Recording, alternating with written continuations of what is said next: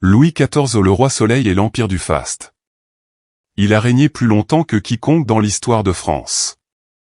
Il a transformé un royaume féodal en un État centralisé, puissant, flamboyant. Découvrez dans ce documentaire captivant le destin hors du commun de Louis XIV, le roi Soleil, maître absolu de Versailles et architecte de la monarchie moderne. De son enfance marquée par la fronde à son règne absolu, de ses victoires militaires à ses drames personnels, vous allez plonger dans les coulisses d'un règne qui a changé la France à jamais. Le 5 septembre 1638, au château de Saint-Germain-en-Laye, un cri retentit dans les couloirs du palais. Ce n'est pas celui d'un complot, ni d'un peuple en colère, mais celui d'un nouveau-né, Louis Dieudonné, le fils tant attendu de Louis XIII et d'Anne d'Autriche. Il est l'héritier miraculeux d'un royaume en quête de stabilité. Déjà, on le surnomme le don de Dieu. Mais si Dieu lui a offert la vie, c'est l'histoire qui lui imposera la tempête. À seulement 4 ans et demi, le petit Louis devient roi de France. Trop jeune pour comprendre l'écho des cloches de deuil, trop seul pour supporter le silence du pouvoir. Pendant que sa mère, Anne d'Autriche, gouverne en régente avec l'aide du cardinal Mazarin, le jeune roi observe, écoute, encaisse. Et ce qu'il voit est loin du faste des contes royaux. Ce sont les années sombres de la Fronde, où la noblesse et le peuple se soulèvent contre l'autorité. Il fuit Paris. Il dort dans des palais froids, entend les cris de la foule, et apprend la peur. À 11 ans, il est réveillé en pleine nuit par le vacarme d'une émeute. Un noble entre dans sa chambre, sabre à la ceinture. L'enfant fixe l'homme sans trembler. Cet instant, gravé dans sa mémoire, deviendra le symbole de sa détermination. À la douleur de l'humiliation, il oppose le rêve d'un règne incontesté. De ces années d'exil et de turbulence, Louis tirera une conviction profonde, le roi doit être fort, central, incontestable. Plus jamais la monarchie ne sera bousculée par des seigneurs rebelles ou une cour divisée. Plus jamais il ne laissera le chaos menacer le trône. Le jeune Louis n'est encore qu'un prince en apprentissage.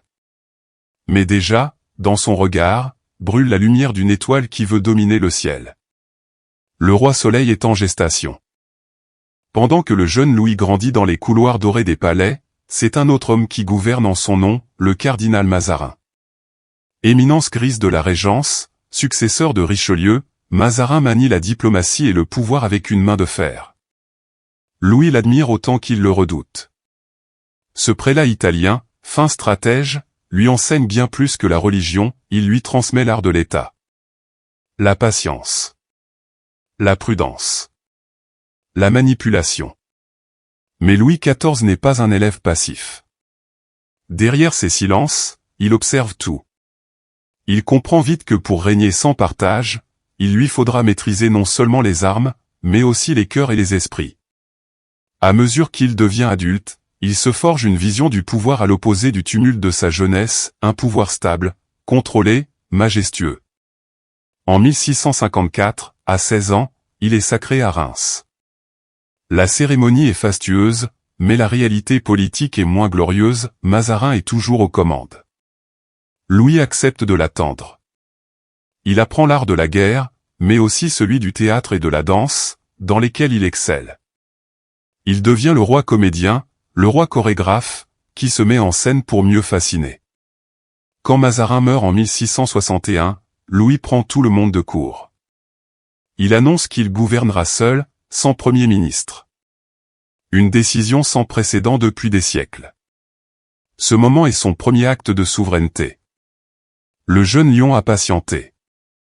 Désormais, il rugit. Il convoque son conseil et annonce, calmement, qu'il dirigera seul. Pas de premier ministre. Pas d'intermédiaire. L'État, c'est lui. C'est un coup de tonnerre dans l'histoire politique de France. À 23 ans, Louis XIV incarne une nouvelle forme de royauté, la monarchie absolue de droit divin. Pour lui, le roi est le représentant de Dieu sur terre. Il décide de tout, guerre, paix, religion, finance, art. Il se rend chaque jour à son conseil, surveille les comptes, choisit ses ministres, nomme les intendants. Il centralise le pouvoir avec une rigueur implacable. Mais gouverner ne suffit pas, il faut éblouir. Pour asseoir son autorité, Louis met en scène sa majesté. Il devient le roi Soleil, le centre autour duquel gravitent les planètes que sont ses sujets. Il fait construire le plus grand symbole de son règne, le château de Versailles. Ce palais, gigantesque, devient un théâtre permanent où il contrôle la noblesse par la magnificence et l'étiquette. À la cour, on se bat pour un regard, un sourire, une faveur. Louis mène aussi une politique étrangère ambitieuse. Il lance des guerres pour agrandir le royaume, renforcer son prestige, affirmer sa puissance.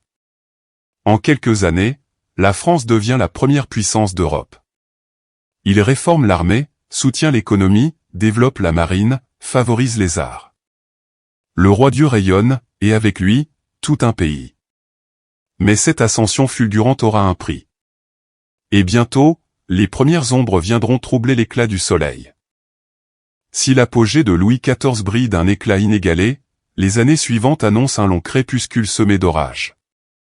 Car gouverner seul, c'est aussi porter seul les conséquences de ses choix. Et à force de guerre, d'ambition territoriale et de politiques autoritaires, le royaume commence à vaciller.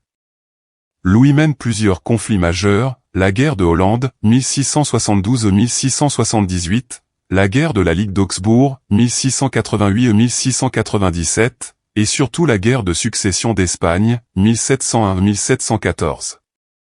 Il y voit des occasions de renforcer la grandeur de la France et de placer ses descendants sur les trônes d'Europe. Mais ces guerres coûtent cher. Trop cher. Les caisses du royaume se vident, la population souffre, les famines frappent, les impôts écrasent. Mais c'est sur le front intérieur que les blessures les plus profondes apparaissent. En 1685, Louis révoque l'édit de Nantes par l'édit de Fontainebleau. Par cet acte, il supprime la tolérance religieuse accordée aux protestants. Des dizaines de milliers de Huguenots fuient la France, emportant avec eux leur savoir-faire, leur richesse, leur colère. La décision, motivée par une volonté d'unité religieuse, affaiblit durablement le pays. Dans sa vie personnelle aussi, le roi est frappé. Sa famille s'éteint peu à peu, sa femme meurt, ses enfants aussi. À la fin de son règne, seul son arrière-petit-fils survit. Le souverain, autrefois tout-puissant, regarde s'éteindre les siens un à un. Le soleil, sans s'effondrer, perd lentement de sa lumière.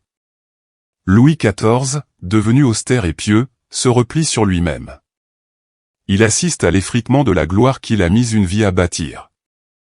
Il continue à régner, sans fléchir, mais avec une gravité nouvelle.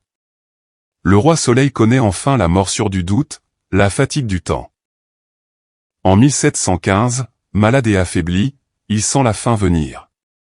Il appelle son arrière-petit-fils et lui confie ces mots simples, lourds de sens. « Mon enfant, vous allez être un grand roi. Ne m'imitez pas dans les goûts que j'ai eus pour la guerre. » Ces paroles résonnent comme un aveu. L'homme qui se voulait immortel reconnaît les limites de sa grandeur. Non pas pour renier son œuvre, mais pour en transmettre la leçon.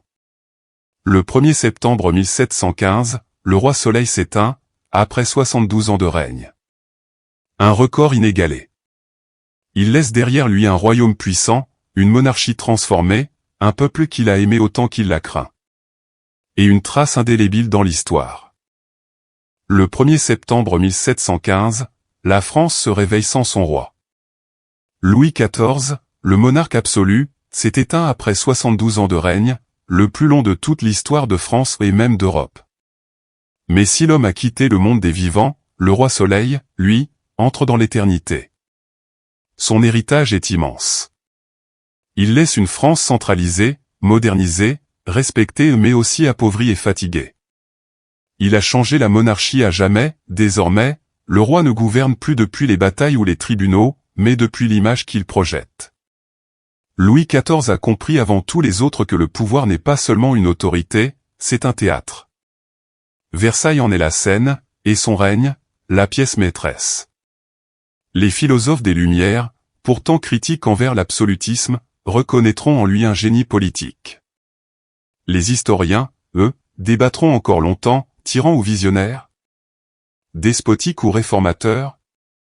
Mais tous s'accordent sur une chose, Louis XIV a marqué son siècle de son empreinte. Et bien au-delà. Aujourd'hui encore, son nom résonne dans les couloirs du château de Versailles. Son visage trône dans les livres d'histoire. Son style inspire les cérémonies, les palais, les chefs d'État. Il est devenu un symbole national, une figure presque mythologique du pouvoir à la française. Le soleil s'est couché, oui. Mais sa lumière continue de briller sur notre mémoire collective. Car il n'a pas seulement régné sur un peuple, il a régné sur les imaginaires. Si tu veux que ces récits historiques continuent de vivre à travers des images, des mots et des émotions, abonne-toi à la chaîne, active la cloche, et partage ce voyage autour de toi. Dis-nous en commentaire, quel personnage veux-tu voir renaître dans une prochaine grande fresque historique ?